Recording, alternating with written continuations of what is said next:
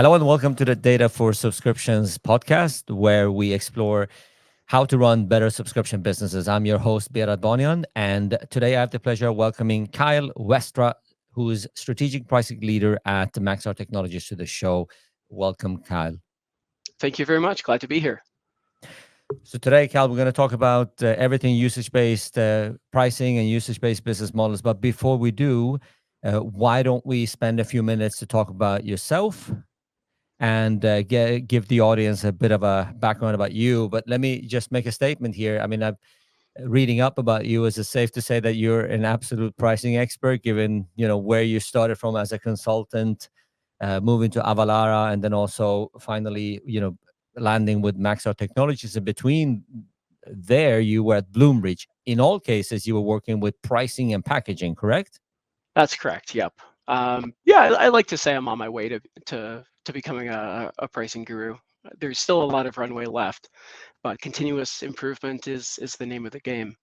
It's something I've been doing for 9 years. I was a political science and economics guy out of undergrad, actually. So I worked in a foreign policy think tank, and then moving into the business world, I've done some sales analysis, marketing, IT operations, before finding pricing strategy as part of my MBA studies. And then, like you said, strategy consultant specifically in pricing strategy for 6 years, during which I realized I had a special affinity for B2B technology, and then have enjoyed a few different in-house opportunities in that.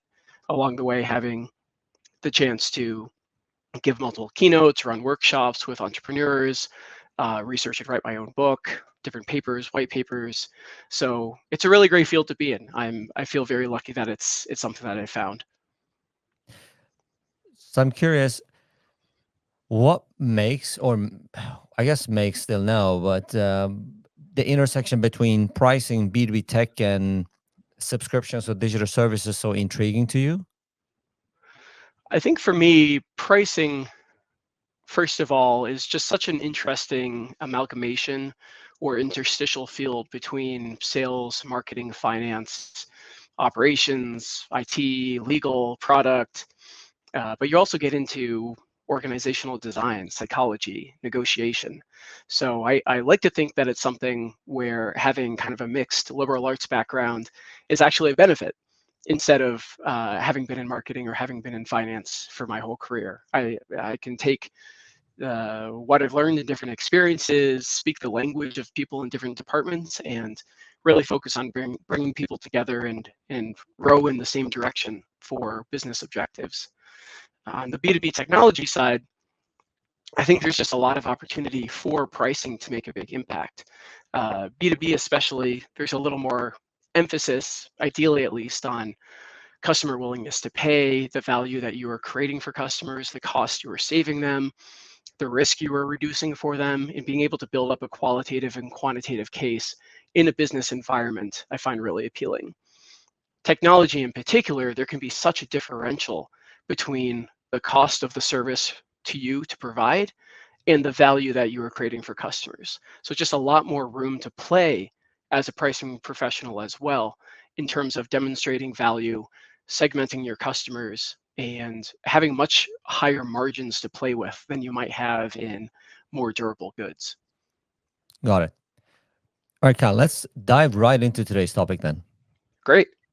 Why should companies even consider usage-based pricing models? So usage-based pricing models have kind of emerged out. They've existed for a long time, but I think more recently they've emerged out of kind of subscription-based businesses as a next generation of how do we best tie customer use cases, customer value to willingness to pay to the way in which they buy our product. And there's real appeal to the logic behind usage-based pricing because at its core, the idea is the more you use a product, the more value you get from it, the higher your willingness to pay should be. So one of the promises there is just much better customer segmentation than you could get selling something for one time or even selling something for a subscription where it's $100 a month for everyone. If you and I are using the products very differently, the promise of usage-based pricing is that you as a high user, you're getting a lot of value from it, you're willing to pay very high. the customer can serve you while at the same time serving me, a low usage customer, who will have a relatively low bill. But we're both using the same product, we both are driving value from it, and there's a fair pricing hedge that enables the customer to serve both of us at the same time without worries of margin or price leakage between the two of us. So that makes a lot of sense. And with that argument, then basically, if not all, most companies should have a usage based offering model. And we both know that that is not the case, quite far from it. Why not? The devil's in the details. Part of what must come with usage-based models is very, very careful consideration and understanding around exactly how you are creating value, exactly how customers are using your product, and figuring out the right price metric to tie that all together. And that's much easier said than done. A lot of companies lack understanding of how exactly their products are going to be used. Maybe they don't understand their cost basis, so they risk having a pricing metric that all of a sudden gets out of whack in terms of their value delivered and their cost to provide. It might be confusing for customers too. It's not something that's necessarily common in every industry. So whereas there always has to be a first mover in an industry, that can be a painful process in terms of customer education. Thinking about, for instance, Uber with surge pricing, right? It's something that customers didn't bat an eye about in an airline's context, but as soon as you brought that context into another industry, it was years of difficulty in terms of explaining what exactly was going on. Now, that's not exactly a usage model, but the same concept applies in terms of how do we best educate our customers? How do we design these systems to make it easy to buy, easy to stay Yeah. with us, easy for our salespeople to explain? And there's just so many moving parts between all of those that it's not necessarily the right answer for every company by far. And just to spin on that, do you know of obvious situations where usage based business models is not appropriate? Have you encountered any yourself? I would just say generally that they are appropriate when you can hit certain characteristics in your pricing model.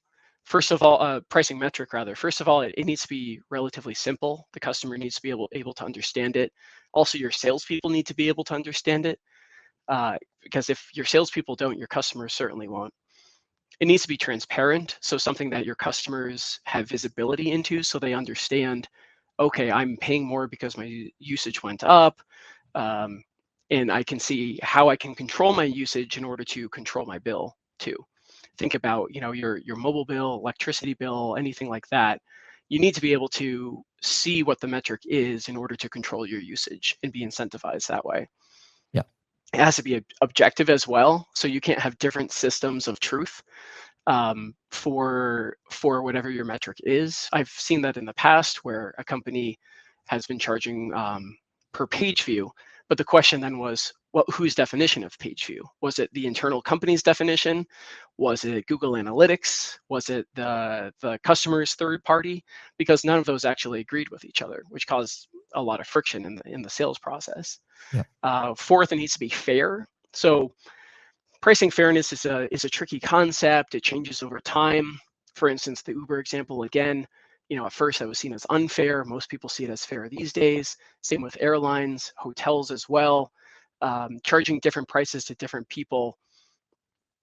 It's not seen as fair everywhere, but that does change over time. So really working on those concepts of how can we make sure that this pricing metric feels fair to our customers.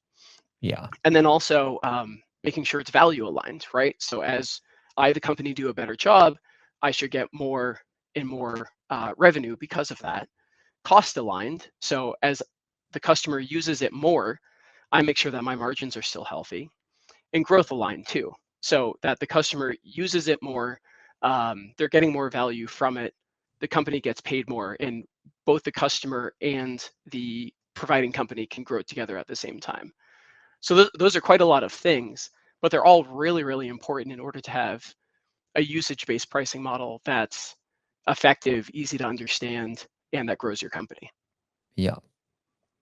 We'll come back to touch some of these important factors that you mentioned because You've also, in the previous point that we were discussing before this, you mentioned that it needs to be transparent and easy to understand, as well as the pricing. I think you alluded to sources of truth and data and the role of that we will discuss later. So I think that might help uncover some of these really important factors. I think fairness is one of those I think is worthwhile to come back to. But I'm Great. still curious to kind of keep on the practical hat for a moment. And I mean, you've launched usage-based pricing models before. Could you walk us through your decision process from the point of view of potentially having had flat fee subscription, for example, and say, well, now we want to move to usage-based? Walk us through very practically, what was the decision process for that? Great. Yeah. So with one company I worked with in the past, they had a usage-based model. It was the per page view model that I referred to earlier. But they recognized that it wasn't very value aligned. There were certain customers who had methods of using their product very highly without necessarily triggering page views. It wasn't very cost aligned in the end as well. I already referenced how it wasn't objective or necessarily transparent in terms of how Hmm. that was metered. That company had a subscription portion of their business as well. So basically like an entrance fee for that product and then metered on top of that, or usage on top of that. So what we worked together on was finding a better pricing metric that addressed some of those issues that I talked about before. Um, Something that would help to align the value provided to customer growth, that would be easy to understand for the industry, all those things that we mentioned. And long story short, what we figured out was per API was actually a better metric. Um, with that said, there was still a lot of work to do internally and externally to validate those thoughts, to get a sense of how that would be accepted by the marketplace, how that would be accepted by our own internal salespeople, what kind of talk track did we have to enable those migrations, how could we design the pricing models and the price points to make sure that customers didn't feel like there was a bait and switch when they were migrated and suddenly they have an astronomical bill if that's not appropriate. While on the other hand, those customers who were abusing the previous system, how do we make sure that those new contracts are right sized while making them understand that there are routes by which they could reduce their usage, reduce their bill rather, and we both could be better off that way.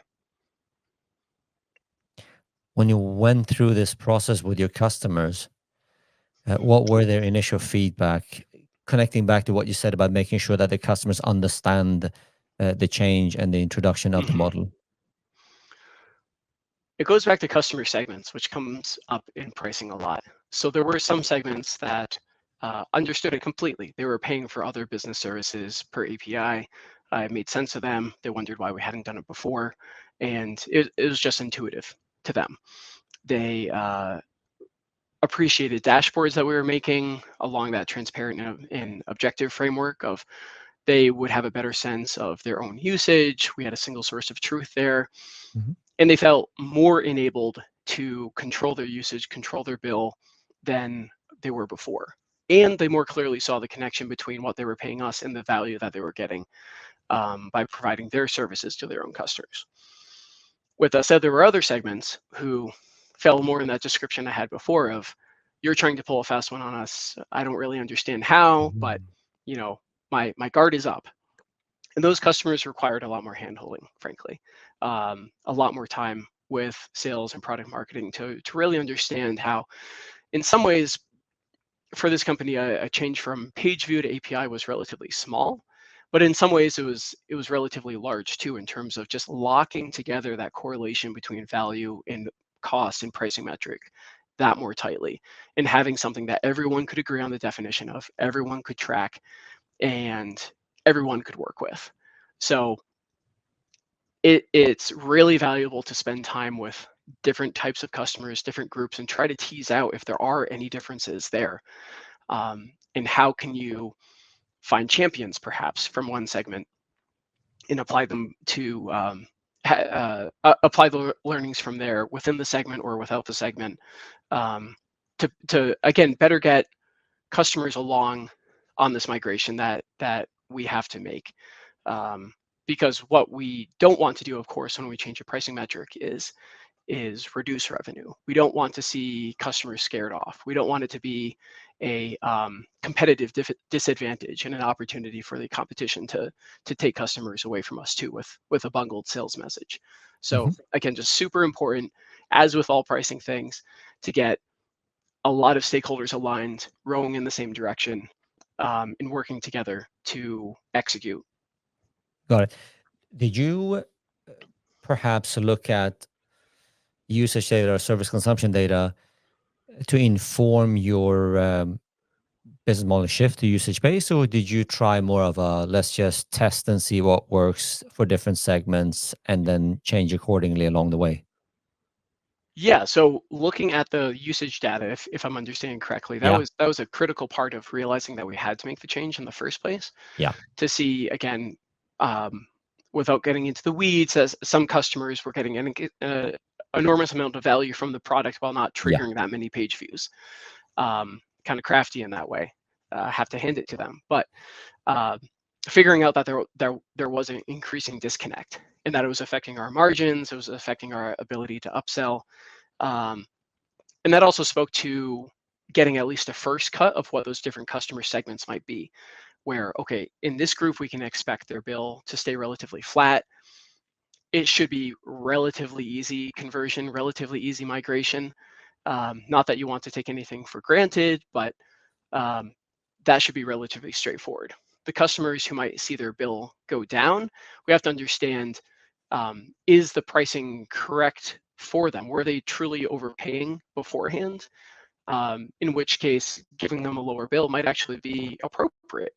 And with the on net, the pricing change, if it's leaving us in the black overall, it can still definitely be the right decision to make for the customer, especially if even those low end customers, okay, they're getting a little break on their bill right now, but we know that since we have a better growth and value aligned metric, that as they grow with us, that bill will continue to grow over time and stay appropriate for the amount of usage they're getting.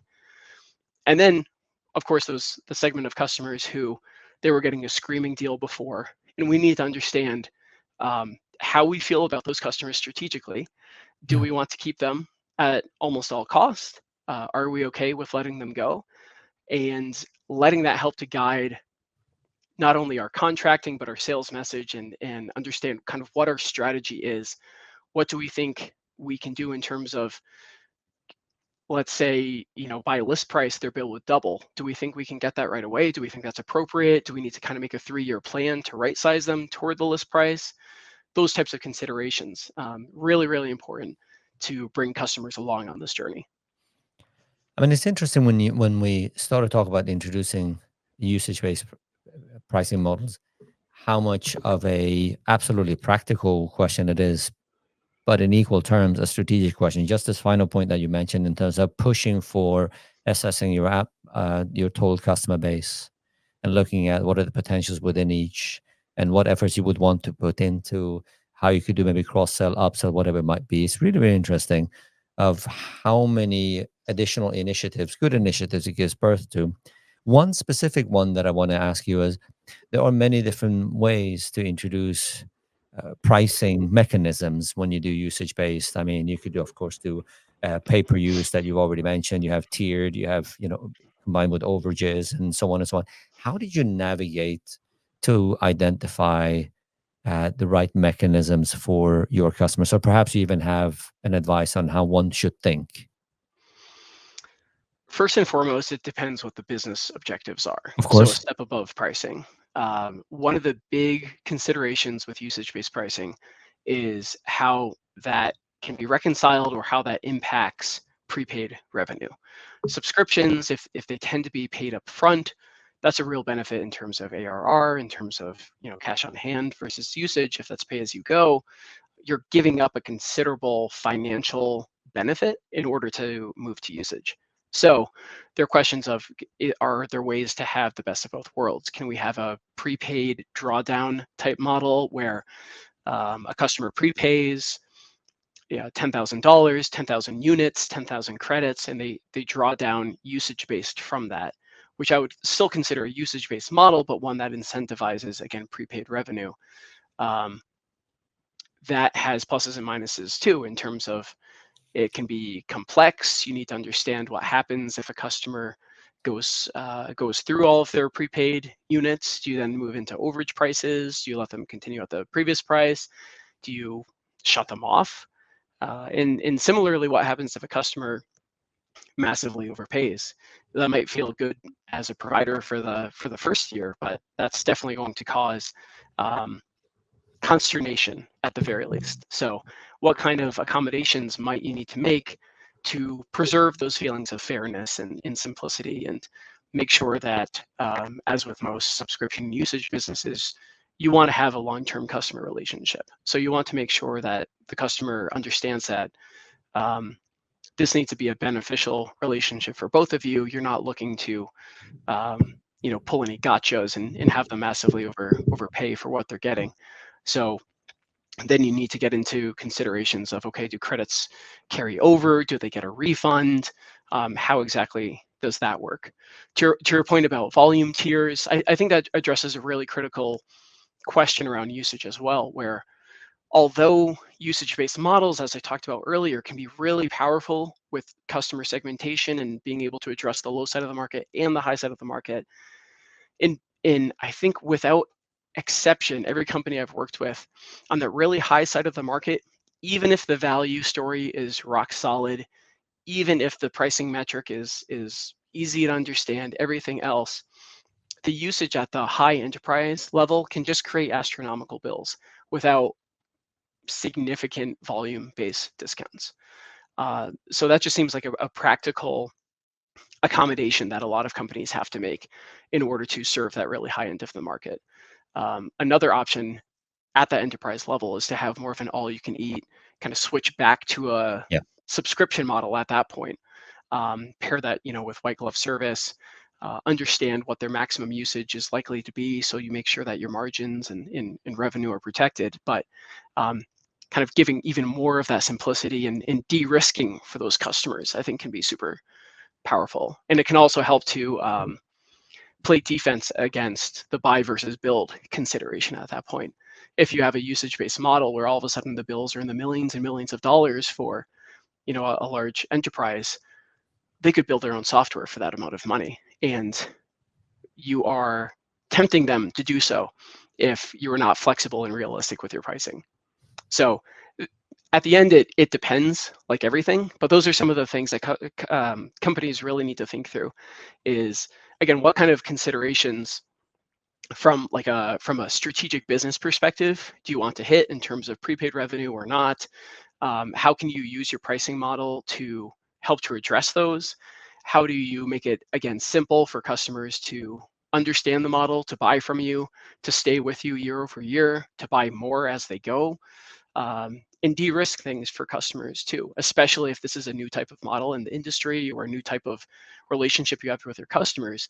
Understand that that's risky for your customers, and finding ways to assume some of that risk as you, the provider, can be really valuable in that migration story and the upsell story as well. All right, let's shift focus now to talk about data, and in specific, the role of data in running successful subscription models, whether usage or not. Mhm. I think the fact that data is vital in running digital services with the subscriptions, I think is well understood and agreed by many. So I don't think that there's any debate there. I do, however, think that as an industry, we're not entirely clear with what we mean when we say things such as it's important to have clean and accurate data. And I mean, in the context of running digital service now. So I wanted to ask you, in your experience, what defines clean and accurate data? That's a really good question. That's something I'd have to answer as the client of that data, I Yeah. suppose.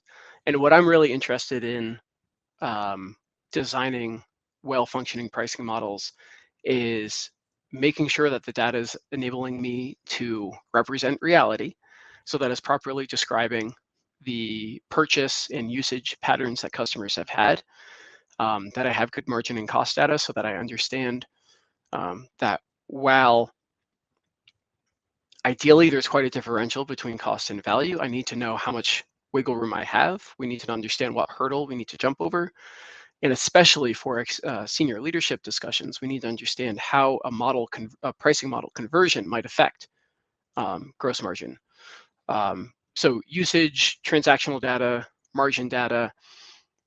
The dream for me, which I have not yet had, is really clean data along those characteristics so I can best really clearly understand this is what customers have used in the past. This is how much they've paid for it. Under this new model, this is what their bill would be.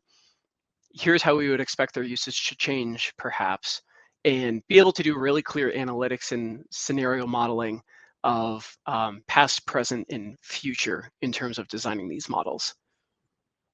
The other thing I would say there then, now that I think about it too, is making sure that the data is really enabling an apples to apples. When I've worked with per API in the past, an API is not always an API. There are different types of APIs. So Right. really drilling down and understanding, okay, does this cost model reflect every API that we have, the type of value that we're delivering? Is it the same across the board or not? This customer that's using, 1,000 APIs in this way, this customer using 1,000 in this way, are they really deriving the same amount of value from those two different use cases? Or is there something else going on that we need to understand in order to have a better customer and pricing conversation? Interesting. I think what you're on, Kyle. I actually had a question further down our conversation line that I was going to ask you. What would ideal look like for you? But you already answered it. I would say what you're pressing on in terms of understanding, if we can call it product usage or service consumption, is one of the biggest uh, potential areas that can be improved, so that one can empower oneself in terms of taking the right decisions, which is what you just articulated so well. Because otherwise, what we end up doing is that that might be okay. We assume, or we try to understand the customers to the best of our abilities. But what's a bit ironic is that the entire notion of digital services is that the customer is constantly providing you information and giving you signals through their usage and consumption. But that puts significant requirements on what capabilities you have on the back end, so that you can actually do what you just said, so that the system Absolutely. can provide you the right type of data that can then be connected to some form of analytics and a dashboard that then informs you as a price and, let's say, leader of offering design and packaging. 100%. So then one question that is attached to that is, I'm also curious now, as let's say we can call you a customer of and a receiver of, the role of the revenue management stack. Now we're a little bit into the technical side of things. Some might call it the quote to cash stack as well. But Mhm. what have been the typical tools that you've been working with since you've been in subscription business and also introducing usage based? So run us through, yeah, the tech stack. I could do that at a pretty high level. Sure. With the companies I've consulted with, companies I've worked with internally, almost all of them have some type of pretty well functioning CRM tool, but within Mm. that, there is pretty wide variation in terms of how much is actually used, and again, like the data integrity of that too. Um, in terms of a CPQ tool, I'd say maybe half or fewer of the companies I've been with have had a well functioning tool there, and that's something that's certainly as a pricing professional, I wish more companies had, but I understand that there are times to walk, there are times to run, and not every company is there yet. So a lot of times that role is filled by Excel spreadsheets, Excel calculators, and lots of different systems that people are swivel chairing between, and that of course takes time. It increases complexity internally, increases the risk of errors there too. Um, and like you alluded to on the billing side, the contracting side, there always has to be something there that can properly represent what the contract is to the customer, and make sure that we can actually bill, account for, recognize the revenue in the way that we want to price it as well. That's an important part of pricing strategy that I would say I really only became more familiar with once I moved in-house. As a strategy consultant, of course, we need to have an eye to implementation and feasibility. But at the end of the day, typically that's not our responsibility. That we hand that off to someone else internally to actually implement. Whereas when you're in-house as the only person or part of a small team, you're handing that to yourself, right? So you need to make sure you're doing a lot of legwork beforehand to align with finance, accounting, operations, billing, IT, to make sure that you have an appropriate level of understanding of what our systems can accommodate, what they can't accommodate, if there is room to reduce that gap, but also what's the opportunity cost of that, right? Almost anything is configurable hypothetically to address what you want to do, but is it worth it in terms of what you think the additional value is there in order to capture? So the specific circumstances I think can vary a lot between companies, but especially if you want to have a well-functioning usage-based pricing model with the characteristics of the price metric that we went through before, you need to make Yeah. sure that you have really well-functioning technology stack to ingest that data, deliver it back to people who need to do continuous improvement of these models, and also be able to represent it to customers so that, again, they have an understanding of what their usage is, they understand what their bill is, they understand how different use cases might change what that bill is, and just create, again, a more simple, transparent, objective, and fair environment in which the providers and the customers both see the pricing metric together. There was a lot of good things that you said there, also including good things with regards to challenges, not necessarily only positive. I think there were many important factors, maybe is a better term for it. Um, can you maybe talk a little bit more about that you said there, because of the amount of manual work that we end up doing with Excel sheets, of course, it slows things down and it's error prone. Maybe you can just expand a little bit more to just shed light on how did that manifest for you, that specific part of the challenge? Like, what were the consequences That specifically from a manifested, business side? Yeah. yeah, yeah. It's a great question. The first manifestation that comes to mind is it needlessly complicated the relationship between sales, sales operations, and pricing. Um, they weren't easy to work with. They required a certain level of um, quantitative acumen that salespeople, I'm sure, were capable of doing, but that's not what they're hired to do. They don't want to be monkeying around in a Excel sheet. They want to understand what they're quoting to the customer and be able to explain that to the customer. Um, I have worked with companies where those Excel sheets weren't locked down either. So errors could get introduced into the actual formulas, which could create just an entire mess, especially once something is already quoted to a customer, to have to go back and recognize first and foremost that there is a quoting error, figure out where that is, and then, egg on the face for the salesperson to go back to the customer and say, "Oh, I'm sorry, I underquoted you by 20%." Right? It's a bad sales to customer relationship, and it's as importantly a really bad internal relationship between, again, the people responsible for making effective pricing and monetization models and the people who are responsible for selling those models. I guess that touches on actually a Yeah. few of the pain points. So the internal pain points, the pain points that it can introduce to customers, needless to say, finance and billing pain points as well, making sure that customers are actually getting billed for what they were contracted for. And then it's just such a drag on analysis too, where in my mind, such an important part of pricing is continuous improvement. Once something is out on the market, we prepare as much as we can beforehand. We want to make sure we're as um, again equipped and aligned beforehand. But once something is out there, that's when we really learn, okay, this is how the market, this is how the competition, this is how customers are reacting to it, and this is how we need to adjust going forward.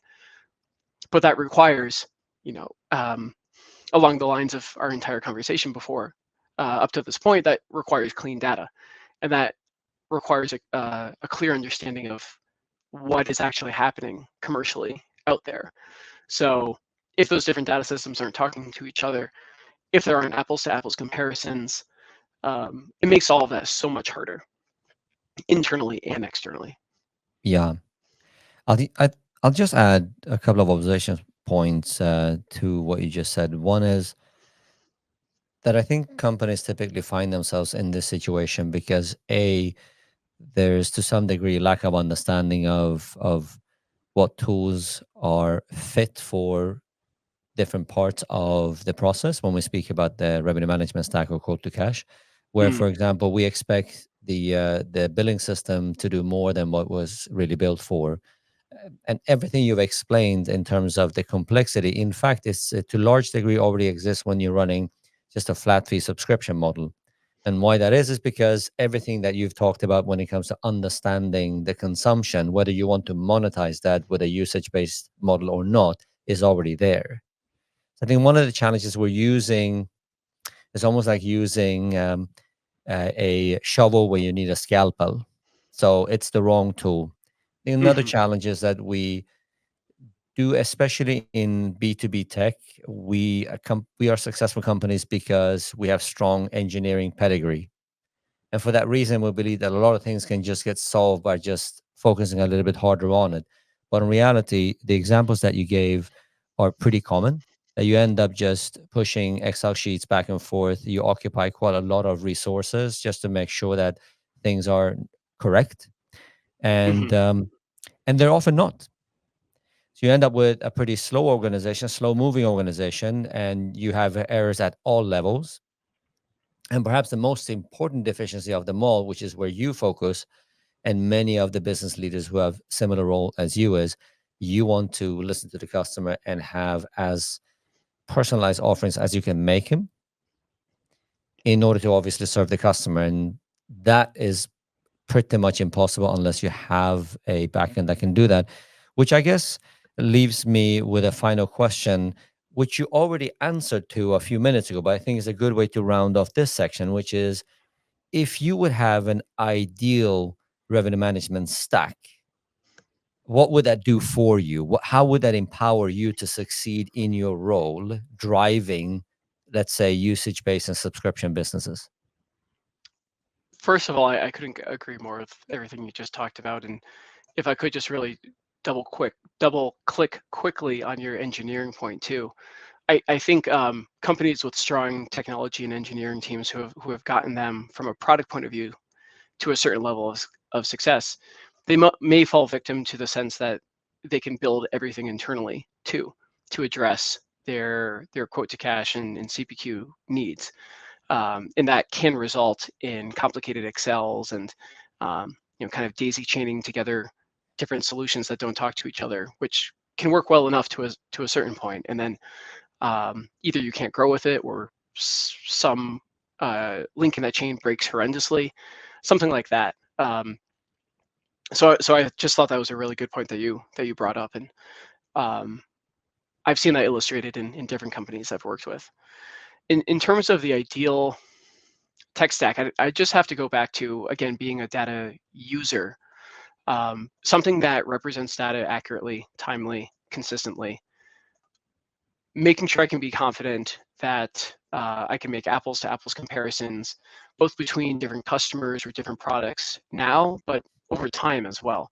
And that can be a danger if you're changing your packaging frequently. Okay, I'm selling them the app personalization bundle today. Well, is that really the same thing as the app personalization bundle 6 months ago, or did it actually have a different feature set, which completely changes how customers thinking about it? So none of this is easy, but getting as clear of a quantitative sense, again, of what customers are paying for, what are they using, um, and how we have monetized that is super important for pricing and other people like you mentioned who are involved in these decisions to make better, more informed decisions about customer willingness to pay over time, customer segmentation today, addressing the needs of small business and enterprise at the same time, identifying opportunities for us to enter different types of markets, finding learnings of, oh, this salesperson is really good at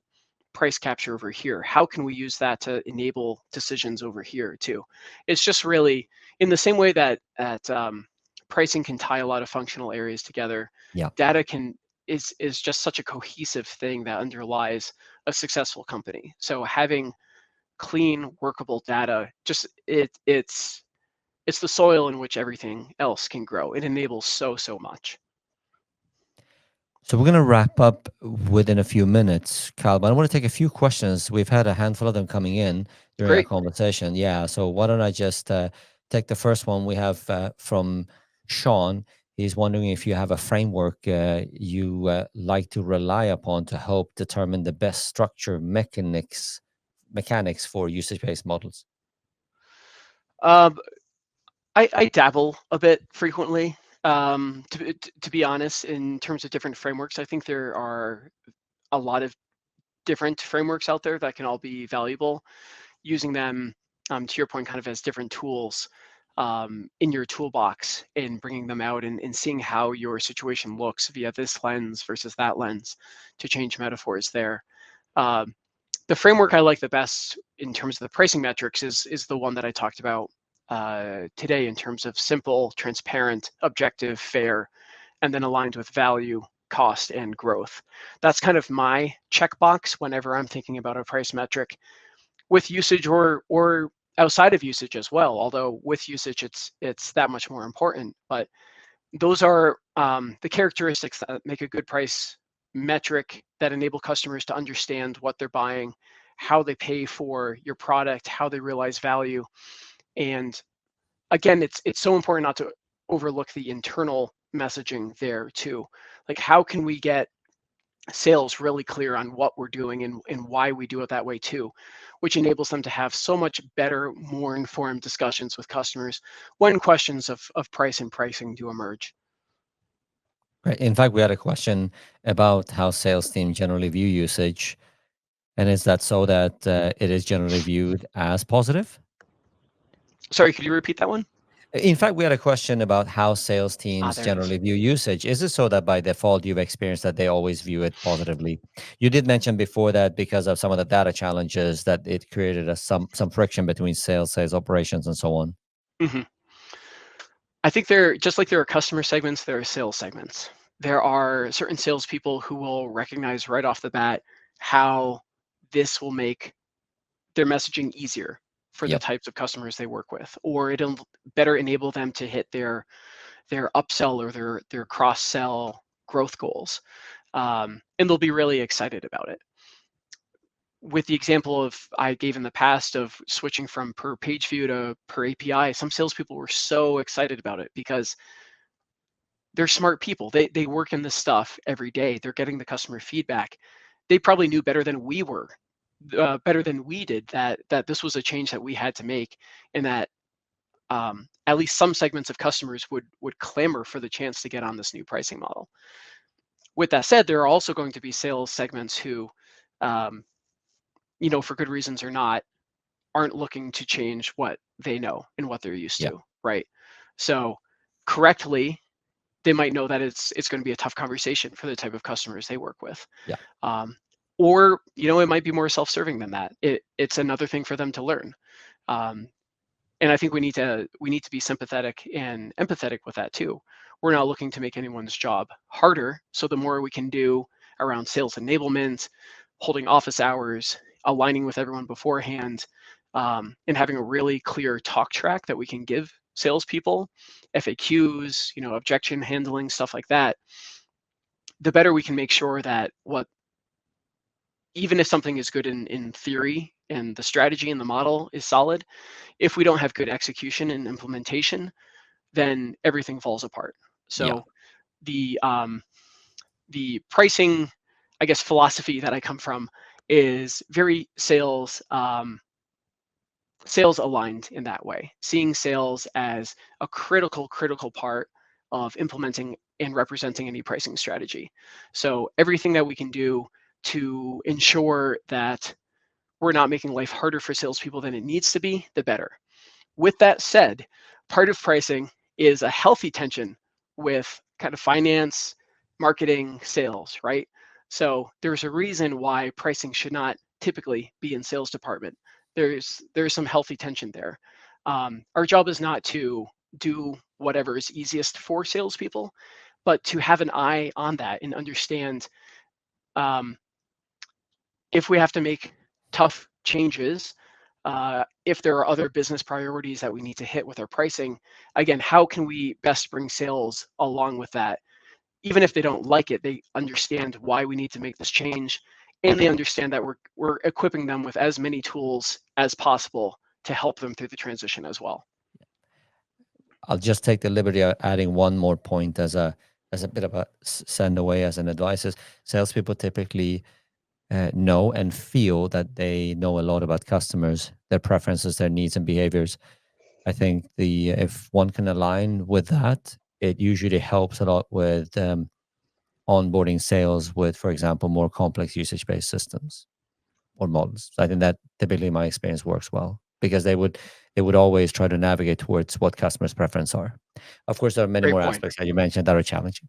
In fact, we have a Great point. good question that attached to one other department that you asked as well. So let's take that one before we close the Q&A session. So could you elaborate on how you would effectively pitch and sell a usage-based pricing model to a CFO, considering their typical preference is for more predictable and structured pricing arrangements? Yeah, that's a great question, and it does get at something we touched on earlier in terms of there are ways to marry usage with subscriptions or aspects of subscriptions that incentivize prepaid usage, whether that is prepaid in dollars, units, some type of credit model. Um, if it is a capital F financial priority of your company to have predictable and structured pricing arrangements, prepaid revenue, there are ways to address that with usage-based models. Um, but I'd say the direction really needs to come from the financial organization in that way. They need to say help define what the target is for pricing to hit, and then Yeah. pricing can hit that. The predictable part is something we haven't really touched on, but is very, very important as well. And perhaps going back to one of your earliest questions of when is usage appropriate and when is it not? One area in which it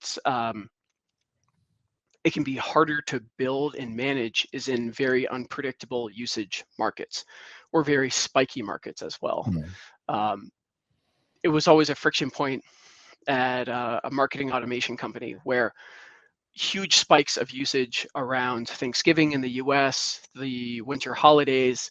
Um, so it was hard for them, January 1st to have an accurate prediction of how much they're going to use over the year. And if they ran into a circumstance where they've burned through all of their credits or all of their usage and it hasn't hit holiday season yet, they're really going to scramble and they're going to be extra on guard for anything that they consider unfair in terms of pricing or overage fees or gotchas there. So there can be value internally for in a financial sense, but also for your customers in terms of how can you add some more predictability to the usage model. And maybe that's a hybrid approach of subscription and usage. The subscription is relatively predictable, the usage perhaps less so. So the different weights that you give each of those can be a lever by which you can control the predictability. And then there are other ways to de-risk as well to make even if you can't directly address the predictability, you can reduce the perceived or psychological cost of unpredictability by saying, hey, if you don't use all of your credits, they roll over, or Yeah. some amount of them roll over at the end. Yeah. And just being really clear in that conversation that customer success is what's important to you, right? And that taking on some of that risk, uh, again, with how you treat credits at the end of the year, with dashboarding and reports throughout the year, making things predictable and structured for customers is important, just as it is internally for our own teams. So just Yeah. wanted to make that point as well. Got it. All right, Cal, we're going to now wrap it up. My final question to you is everything we've spoken about and also your experience having launched usage-based pricing models. What are the three things that you would like our listeners to take away should they start that initiative tomorrow, either to kind of scale up their already ongoing usage-based pricing model or kind of embark on one? One of the things I write about in my book is that technology has enabled so many different types of companies to explore different types of pricing models that weren't available before. I know we've already talked about Uber today, but something like that Mhm. wasn't possible before you had a certain level of technological infrastructure with mobile devices, online payments, um, even just good mapping technology, to speak to my current role in geospatial. All those had to come together in order to enable that type of pricing strategy. So one thing I write about is taking that into account. Are there opportunities in your market to be an innovator with your pricing, to really flip how the industry thinks about pricing and monetization, and offer a compelling different type of model that customers will seize upon because they recognize, again, that it's simpler, objective, transparent, fair, all of those things before, and that they can adjust their usage appropriately according to the value that they were receiving from it. Mm. So from that point of view, really just using pricing as a competitive differentiator, I think, is really important. Um, the other things I would think about, just going back to kind of your typical the big C's. So competition, that's one of them. Is there a way to use your pricing to upend the competition? Customers being another C. Is this an opportunity by which you can demonstrate a better value metric to your customers? They understand that their success is now an important part of your own monetization, and that you as a provider have that much more of an incentive to follow through with the sale and to make sure that they are using and getting value from the product that you're providing. Another C, capabilities. So internally, does your company have the capabilities that we've talked about in terms of tech stack and everything like that to make this type of model work? Yeah. The worst thing would be to decide to launch this type of thing without the proper amount of preparation, the proper amount of alignment around priorities, the proper data understanding, the proper ability to really operationalize, implement, execute it. And then lastly, cost. So Yeah. is this something that can enable you to improve your profitable revenue growth? Are there such differences in how your customers are using your product where one flat subscription fee is really the worst of both worlds, right? It's too low priced for your high use customers, and it's too high priced for customers who aren't going to use it that much, who are going to use it in different ways. So again, understanding if this is an opportunity to really break that apart and offer something new that allows you to have better, more profitable monetizational relationships with your customers. I think those are great points. If I just take the opportunity and pick up one of the things we discussed, putting on a practical hat again from my side is see if you have the capabilities in-house today and access to the data for your customers' usage, so you can have that data to inform your choices to do basically what you just said, Kyle, so that you can see what behaviors they have, their patterns and their consumptions. Whether you're monetizing or not is besides the point. So that then you can assess if you have the capabilities, and that could be a great starting point, in fact. So from I there, love you can that. then, yeah, I think you can then expand and go and see, can we then use pricing as a disruptor in our industry? I think that's a great point. Right. Start small, assess if you have the internal capabilities, if there is a way to pilot this with a couple customers, Yeah. run scenarios. Much better to test and get that wheel of continuous improvement moving faster than trying to make a change like this all at once. And Cal, you did mention the book that you released in 2019. I want to take the opportunity to just plug that in now for everybody who's listening. The New Invisible Hand, 5 Revolutions in the Digital Economy.